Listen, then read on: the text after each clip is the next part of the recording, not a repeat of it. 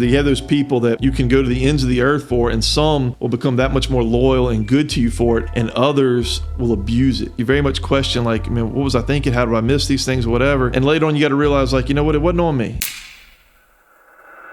Well, welcome today to another episode of the Will Frederick podcast, where we talk about real estate, wealth building, money, and life. And today I have my friend and just colleague in the industry, Jeff LeSaicherre. He is the owner of Fleur Title, and he's been in real estate for how long? Oh, as an attorney, 19 years, but in real estate in general, probably right at 24. Okay, gotcha. So you invested before or just? Oh, not as an investor. No, I worked for a developer and a builder prior to law school, and then through law school with a firm that had a title company, and then you know the rest. So, yeah.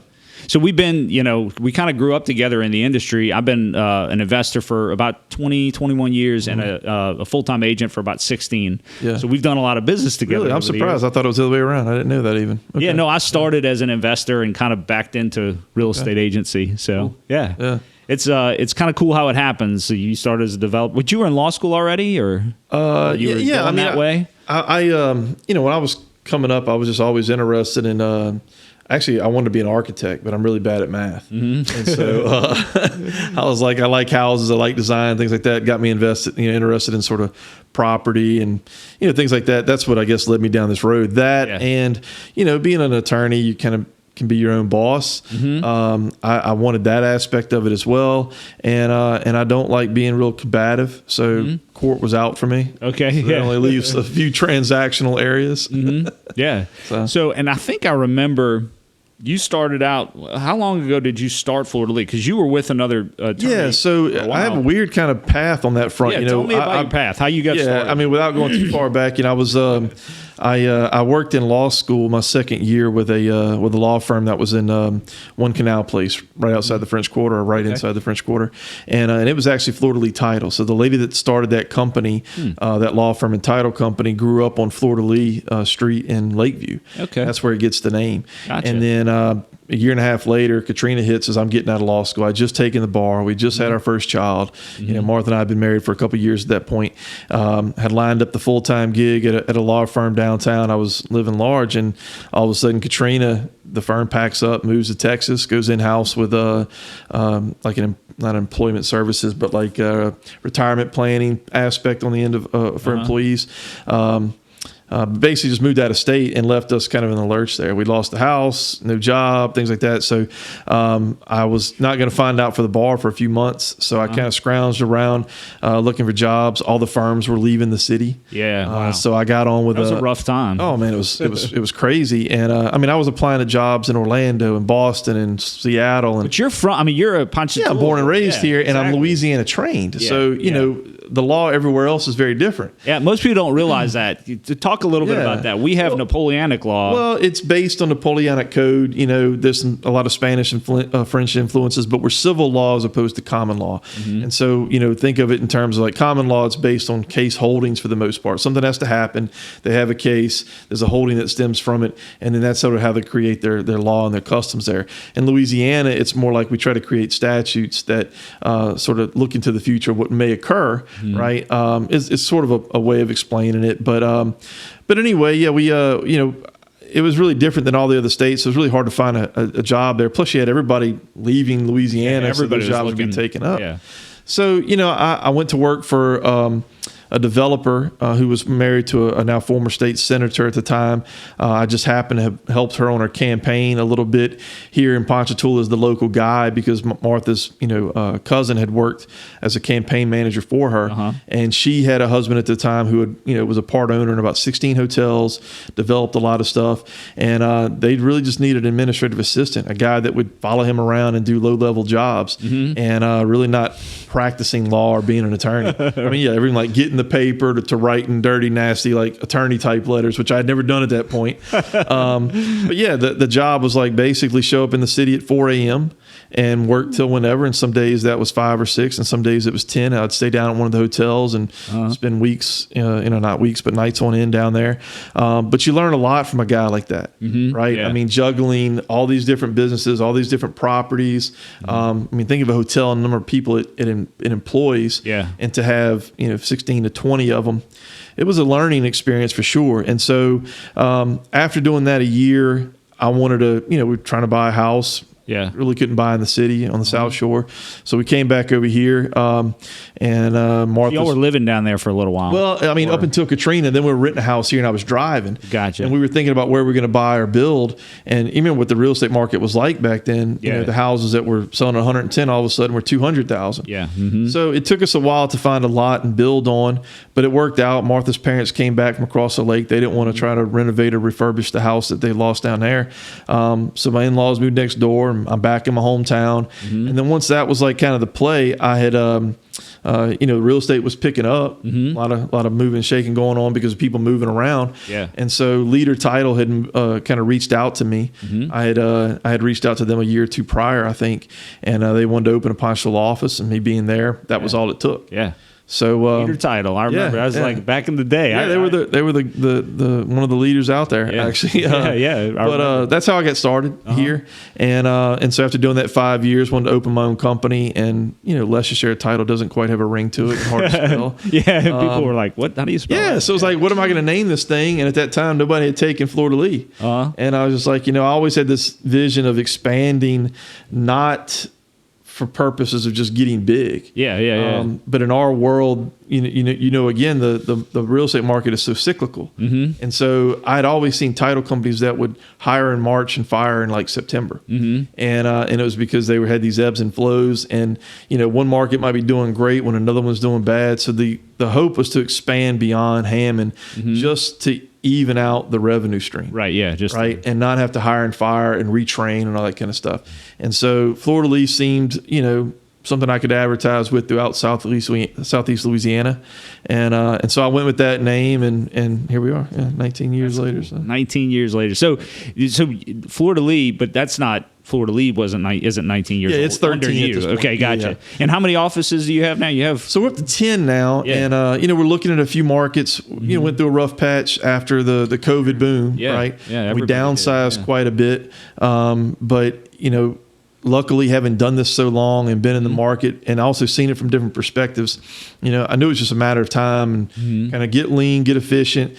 And so we're starting to reach out to some other markets already and expand again. We've already started rehiring to grow up, and not just to expand, but the work's finding us. We hear a lot of people talking about how they're just now hitting the hard times, but I mean, that was 8 months months ago for us, and it was bad, but we're out. Yeah, and so I love hearing your like kind of origin story, if you will, and like hearing how you got to where you are.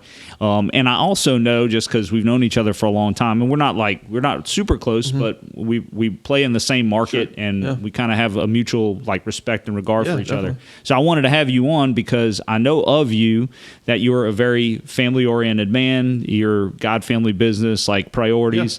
So I'd love to hear a little bit about how that balance works in with running, multiple businesses, multiple locations. Like your hands are in a lot of things. Yeah, I mean, I agree with that, and I appreciate the work we've done together, because I do feel like we have that in common. I mean, from my perspective, it's not just for me too; it's throughout the company. I was fortunate to grow up in a household, both parents, no one in the legal profession, so no background there or whatever, but good hard-working people. My dad worked at a plant. My mom drove a school bus. I grew up on like a 40 or 50 acre strawberry farm. My grandparents and great grandparents had done that. So I'm not going to say I slaved away in the fields for a long period of time, but I know what it's like to dig potatoes out of the ground and pick corn and strawberries especially, and cut an 8 acre yard, which is super fun to weed eat, or bush hog a 15 acre field. So those kind of things. It's like coming up, you know your talents and your abilities. Yeah. And I'm a smart guy, but I'm never been the top of my class. And I know I'm not going to be. So I've got to bring the work ethic and outdo them there. And so with that, it's like, we work hard and play hard, and we'll really put in the time and the hours at the company. And I feel like I've done that building it up. But it was all about being able to set myself up, not for a extravagant rich lifestyle, but one where I could be there whenever my kids had something, or we wanted to take a trip, things like that. And there's been some sacrifices, but now at this point, I feel like, if I want to bring my kids to school one day or pick them up or be at their practice or coach their baseball team, I do those things, but I expect it out of my people too. Right. I find myself having to tell people to go home, take a break, take a vacation. I literally told Kelly this yesterday, like, take a day. You're putting in long hours at events after hours, not to mention your working hours. That's not what we're about. There's nothing that is going to be here at 5 o'clock that won't be here again at 8 o'clock tomorrow morning, or very few things. And if there is something like that, let me be the one to worry about it. Like, I get the benefits of owning the company, so I try to take the negative side of it as often as I can as well. And so, it's a lot about making sure our people are happy and have good quality of life. And that they get the opportunity to work from home if they have a sick kid or do whatever. I mean, our AMED office is a good example. I haven't closed anything in the AMED office in the 2 years I've had it, but it's convenient for the two ladies that work out of that office, majority of the days of the week, because they're running kids to ball practice and whatever, and they live up there. So it's an expense the company takes on to make that possible. And I think it's really important, because if you get the right people, and we've had this, in 13 years of owning Fleur de Lis, I bet I've had, 200 employees. We're at like 50 to 55 right now. And some of them were cut out and love title, and some we just didn't jive with personally. We had some that split off, and at the end of the day, it's about culture and what we want out of things. And I want to make a difference in the people's lives that are around us. I could probably make the same or more money keeping 2 offices as opposed to 10. But I like getting guys started. I like helping, attorneys and people that work for us grow and kind of chase their dreams or whatever, and learn that quality of life is an important facet to that. And so, I don't know, I don't want to say it's a hobby, but it's like... Today's sponsor is Fleur de Lis Law and Title, Louisiana's trusted leader in secure, reliable closings. With 10 locations across South Louisiana, their experienced team protects your property and investment. They also specialize in estate planning and successions, ensuring your future is just as secure as your home. Fleur de Lis Law and Title, your go-to partner for all your real estate and legal needs. It's what I come to work for as much as I do the work itself. Well, and it kind of answers one of the questions I'll ask in a different way, and it may be the same answers, but like, kind of, what's your big why? Why do you do what you do? Like, what makes you tick? Man, that has been like the toughest question for so long. It's a tough question. Whether I hear it out of, real estate firms that kind of coach on that stuff, or Simon Sinek or whatever, it's a big name for him. I mean, I sit there and wonder, I think in a way I feel, like I'm not answering the question when I just say, like, quality of life or helping these people. It's a hard thing. It's not like I want to help free the world of injustice, or all these things. It's like I really can't put my thumb on it. What I like is going to work every day and having the same feeling of when, like, I was a part of a really successful sports team as a kid coming up. People that you like to see and like to be around with. It's people that you like to work hard for, not just for yourself and what you benefit from it, but so that you're helping them and you carry kind of pull them along if necessary, or have somebody there to pull you along. It's really about that, I guess. I like being competitive, and I like being a part of a good team. So it's really about surrounding myself with people that I like to wake up every morning and work with. And I think there's something. Sorry, I'm just saying. I don't know if that's a real why. But well, I think it's something to be said for that, because I think. I mean, look. I think you're a smart enough guy, and I know I'm a smart enough guy we could kill it in some big market like New York and go be a relatively small fish in a big pond. Sure. But we've chosen to stay in a small market, essentially. Yep. I mean, even though you're in multiple markets, South Louisiana is nothing to write home about in terms of the nationwide real estate market, right? I'm looking at people that sell the same amount of property I do. They make 5 times as much money because their average sales price is, $1 million instead of $250. Yeah. But guess what?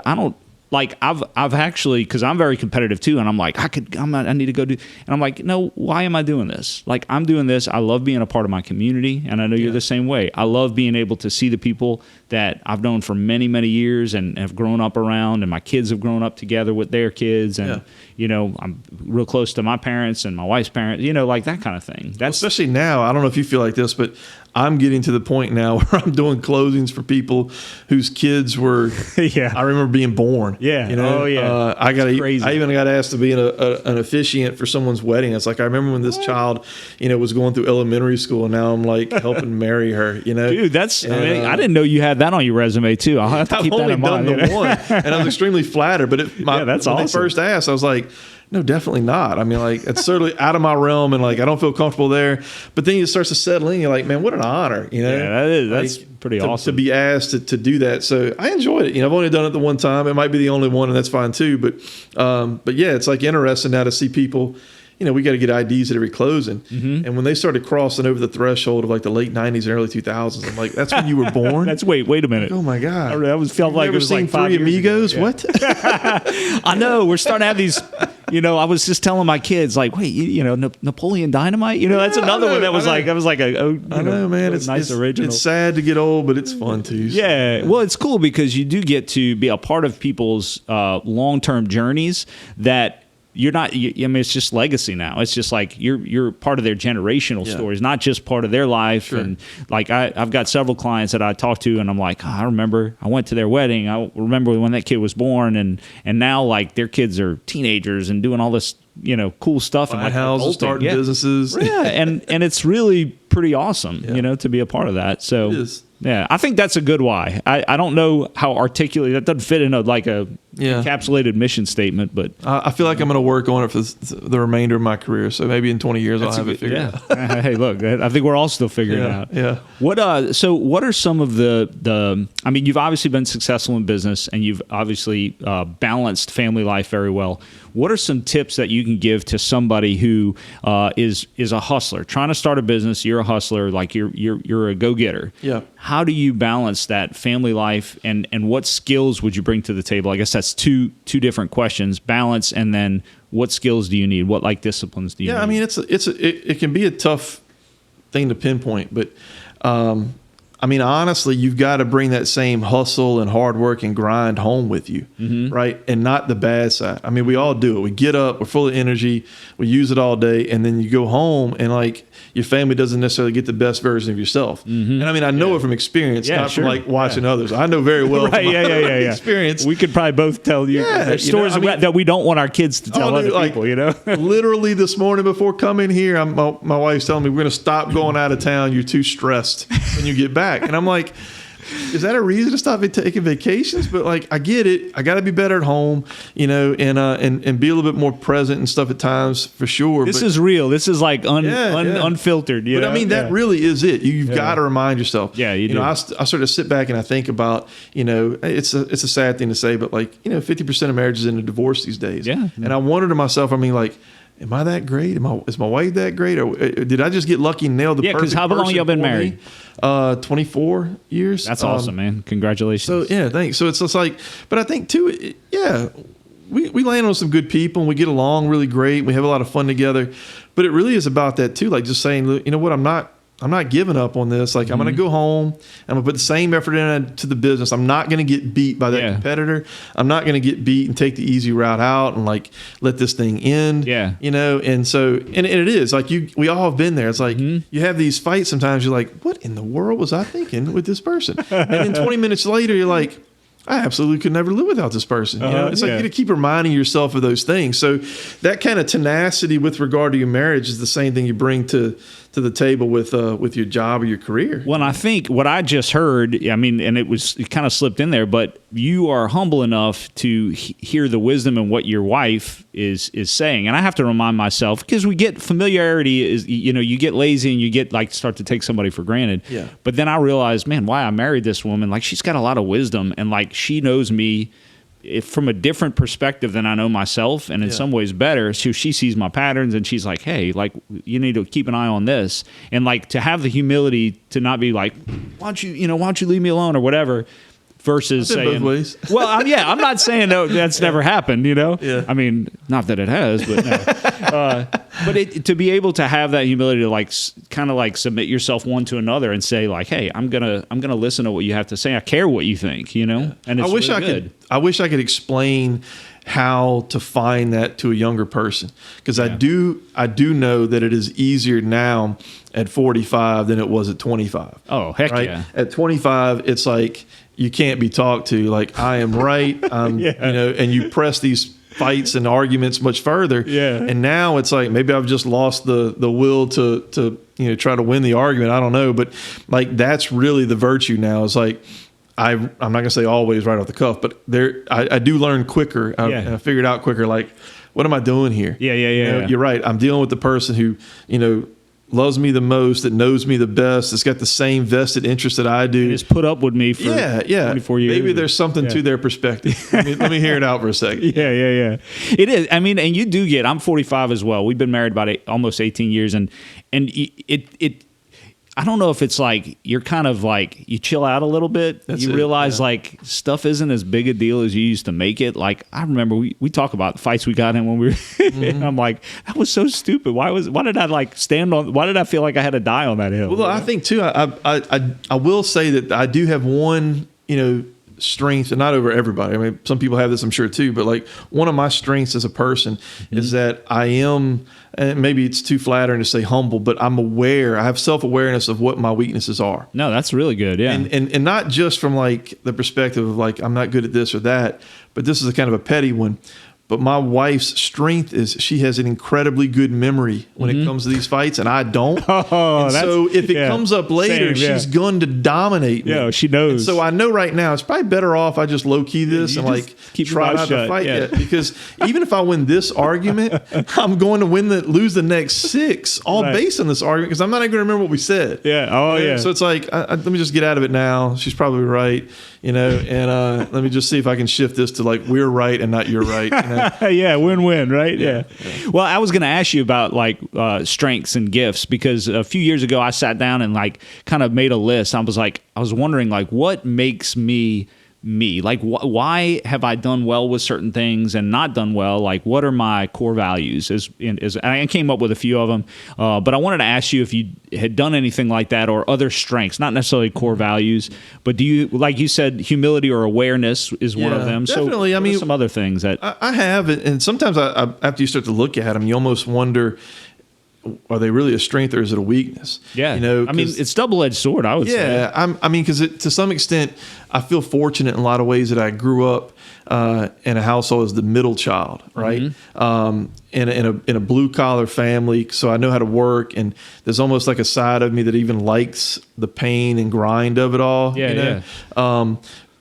But I'm also, in a lot of ways, you could say humble, but in other ways, I'm very, like, I get walked on a lot too, I get taken advantage of. You have those people that you can go to the ends of the earth for, and some will become that much more loyal and good to you for it, and others will abuse it, right? And so it's tough when that happens. We just had that sort of thing in the company. We had a group that left that I couldn't have done more for. And, when it initially went down, it was like you very much question, like, what was I thinking? How do I miss these things or whatever?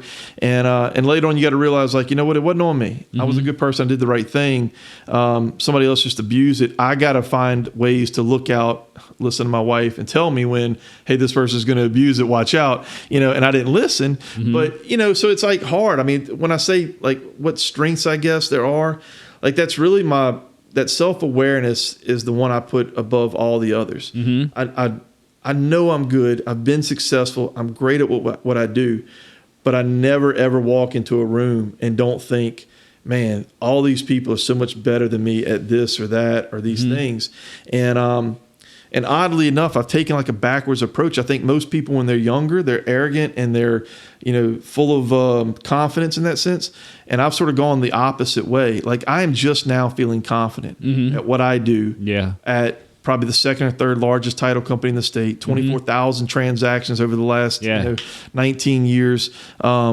the youngest owner of a large title company by a decade in the state. Wow, And like that's now awesome. I'm starting to feel confident. Like maybe I know what I'm doing a little bit. Yeah, I would say you do. A little bit. I sure hope so, because you Yeah. close a lot for me. But so. you know, it's also one of Yeah. those things too. You go into the office, and the minute you start to think that, it's like, wow, I never saw this before. Oh, yeah. And I learn. Yeah, And, every transaction you learn. So that's the thing I try to keep on top of the most, and I'm not always great at it, but yeah, I work hard. Who doesn't work hard in our field? Yeah, Right. yeah. I mean, what we do is a grind. Mm-hmm. I mean, you know as well as I do, especially if you represent a buyer, you might show 20 houses, and then they not buy one, and 2 weeks later they buy a house with some other agent. You're like, what?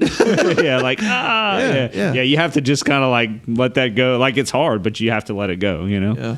So I don't know. I mean, it's just hard to pinpoint. I think that self-awareness and just trying to be good to people and hope they do it in return.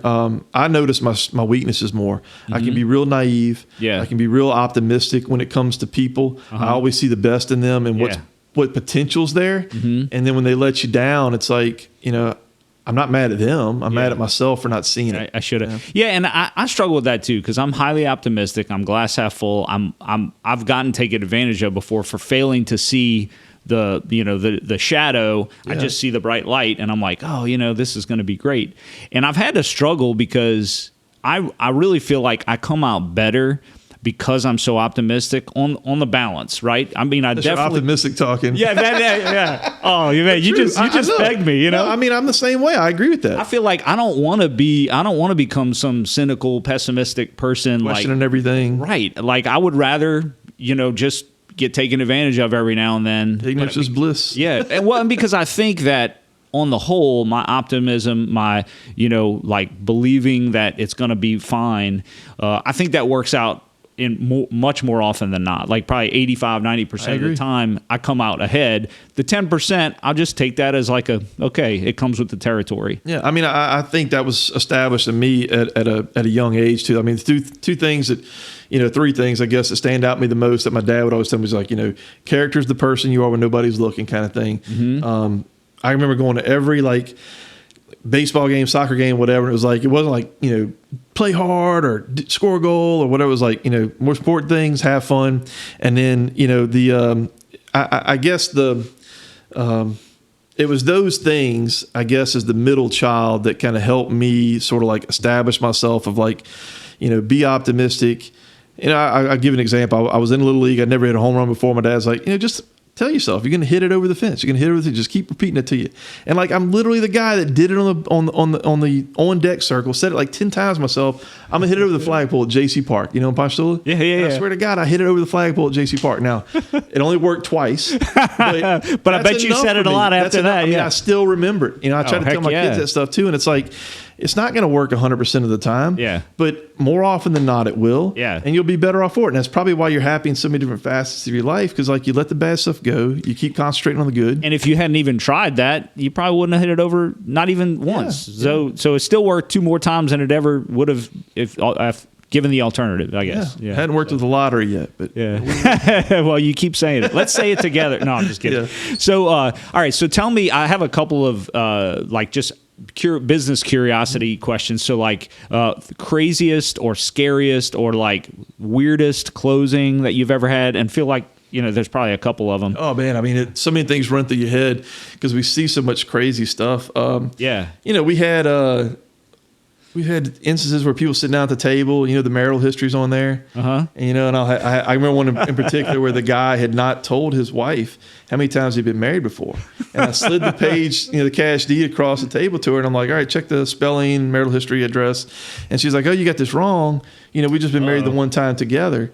And I was like, I didn't make up five other weddings. Whoa. I didn't make it up. So I'm like looking at the guy and I'm like, dude, help me out here. Like, I'm answering for your previous marriages. And finally, he like nudges the wife. He's like, you know, babe, we can talk about this later on or whatever. I mean, she got up from the table, went outside.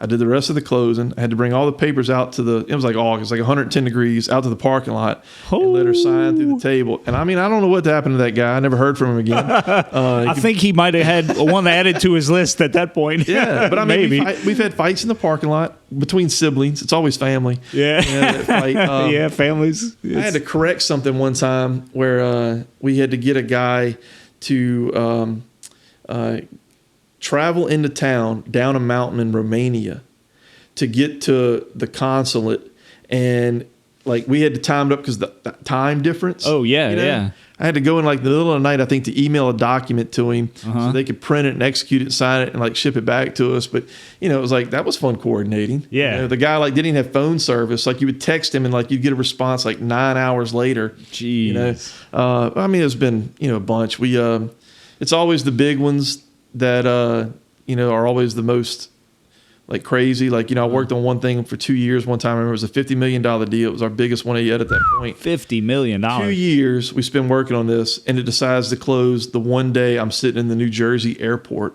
and I'm trying to work on my cell phone back at the office with people to get this thing closed. And it's just like, it can't be just easy. It can't be like a day when I got nothing going on. I'm sitting in the office. Yeah, perfect. But well, one thing that, one of the things I've really enjoyed about the real estate industry is that you learn so much about the way the world works that's behind the scenes that most people don't understand. Yeah. And you referenced this earlier, like you just feel good when you can help guide somebody through something that you've done 24,000 times, and this might be the only time they ever do it, or the second or third time they do it. Yeah. I feel the same way with over 1,300 transactions, and people are like, it's a big financial decision. Like they're buying, they're selling, they're investing. Like people get nervous, people get freaked out, and you can be that guide that says, hey, it's okay. I've almost seen it all. I want to say seen it all because you always see new stuff. Yeah. But you get to help them and like be their guide and help them rely on fun. you. I mean, that's part of the doing the job. Rewarding. It was, even as a kid, it was like I liked being the guy who had problems and people come talk to, and I would try to help work through it with them. I mean, it was like the counseling part of being a lawyer. Yeah. Which is, I do enjoy that, and I like helping people on the back end. And it doesn't take much more than just a simple thank you. It's like you want to be appreciated, and you like to know that they could not maybe have gotten through this without your help. Yeah, yeah. I mean, that's a real rewarding part of the job that we do. I can say a lot of attorneys probably feel that. We get to feel it a lot of times over the course of a month, and it comes in short spurts. Right? We close somebody in 30 to 45 days. Am I winning the arguments of the U.S. Supreme Court? No, but I also didn't take 10 years of work to get there either. Yeah. I'll take my thousands of little thank yous on a bunch of transactions over something giant like that. Yeah.